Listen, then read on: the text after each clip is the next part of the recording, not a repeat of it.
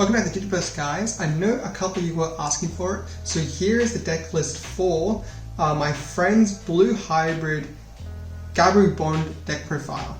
Gabubond was an incredibly strong contester back in BT6, so now it's really surprising that it's making waves in the new BT7 format. And it's not just here at locals, it's over in Digifest too. In the Latin America Digifest, I'm pretty sure, we had a Gabubond deck hit top 16 with the list right here, which is actually very similar to the list I'm about to show you. I'll just go through the differences as I go through the deck. So we'll start off with the eggs, of course. We've got them right here. We'll dive right in. The eggs, we've got 1 Gabumon and then 4 Kiarimon. With the Digifest topping deck, they actually have these roles reversed. So they play 4 Gabumon and 1 Kiarimon. But honestly, there isn't too much difference between the two. I think you might actually get the draw off the trashing effect more often than the draw off the when attacking if your opponent has no sources effect. And honestly, the Kiarimon is more safe because you don't have to swing into security, and maybe you'll get those draws which might determine a different route for you to take before you start swinging. So I think Kiarimon is actually more preferable in this specific build over the Gabumon. So I really like that switch between 4 and 1 compared to the Digifest build. Onto the rookies, 4 Gabumon. Honestly, absolutely brilliant searcher in this specific deck. You're running so many Tamers and so many hybrid cards, and this is really good to set up your mats to get into your Gabumon. My friend is playing 8 different Gabumons, 4 of the extra swing ones, and then 4 of the EX ones. These are honestly the best ones. The Digifest player is playing 3 additional Gabumons in the draw 1.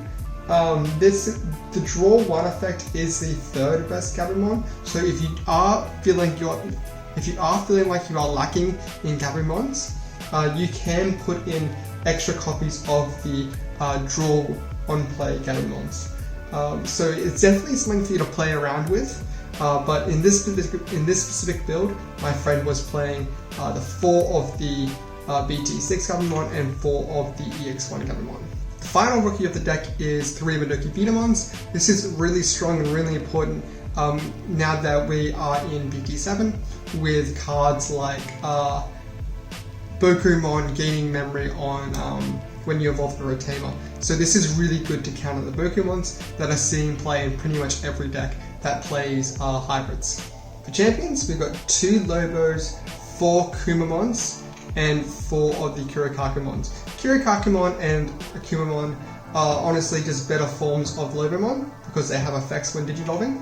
And Lobomon's just super vanilla cards. Like, these guys have slight disadvantages in fact that Akumamon has lower DP, and Kirikakumon is 3 cost when evolving over a level 3, but they have significant advantage in having that when digivolving effect. That's why you're seeing 4 of those 2, and then 2 of the Lobomon. For level 5s, we're only playing the Gabumon, which is only 1 cost when evolving over a Digimon with a Tamer as a source, which is super strong, and it's got that balancing effect when attacking, which you're pretty much always going to do when you have when you only evolve for 1 memory cost. Comparing this list to the one that topped in Digifest, the Digifest player is playing an additional Gabumon and also an additional Kendo Gurumon, and the Digifest player is playing 0 of the Lobomon. So this is definitely something you can play around with. Gabumon is honestly an absolutely brilliant card. You can definitely potentially see that going up to 4, I think. Especially having more ways to out your opponent's board to protect your security is really important in this format. For level 6s, we're running the only level 6 of Magna Gurumon. My blue player at locals has told me that this is probably the most concerning card of the list. if he was to switch this, he would swap the Magna Gabumon out for maybe one more copy of the Bond of Friendship. But the Magna Gabumon was also excluded from the list in the Digifest list too. So that seems to be shared among these two players. This sort of thought that Magna Gabumon is lacking in this build. So that's one more thing you could play around with the list. Cutting the Magna Gabumon and maybe testing out 4 of the Beowulfmon or maybe another Bond of Friendship. Speaking of Bond of Friendship, we've got 3 here. This was agreed upon with the Digifest build.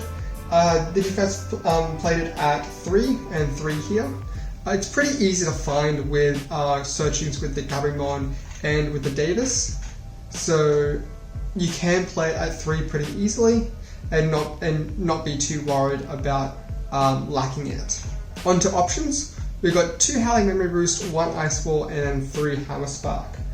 I really like this list here. For the Howling Memory Boost is really cool because you can stun a guy, shred their sources, and then with their shredded sources, you can go into Kurikakumons, which can stun them, or evolving over your Tommies to stun them even more. So that's really, really cool. Completely stunning a board like that and halting your opponent's turn is one of the huge benefits that blue has compared to other colors.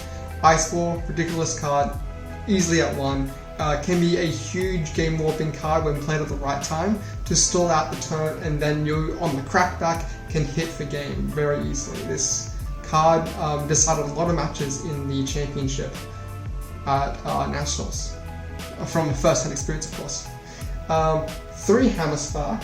This was a bit of a contender amongst the Digifest player. The Digifest player was playing 4, and this one was playing 3. In a couple of the matches I recorded with the blue player, there were several times where blue was where this Gabubond player was missing just 1 memory in the form of Hammer Spark to go for game, and if they had it, then they would have had just hybrid rush them for game.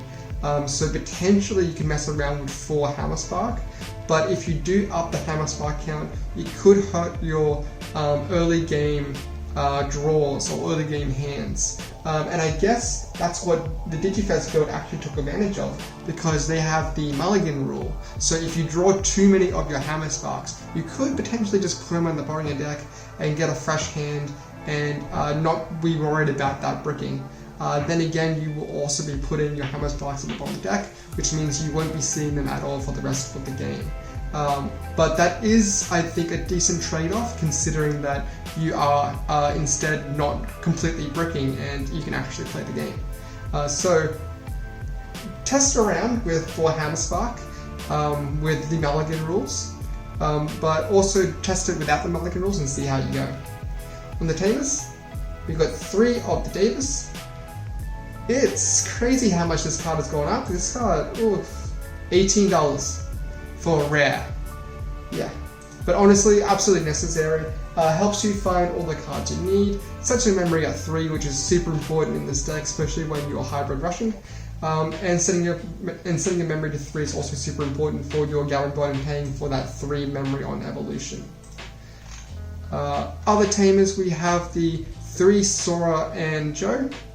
Sora and Joe also absolutely brilliant in this format. A lot of people are just dumping guys on the board without any sources, especially Bukumons, Gazimons, and Nemons all come out without sources, so Sora and Joe can take advantage of that in getting you free memory.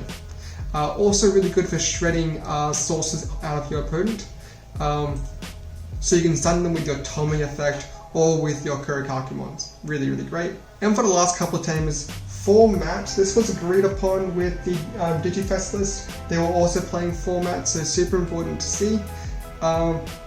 Especially because it's giving you free memory and free draws when you push out your Gabubons.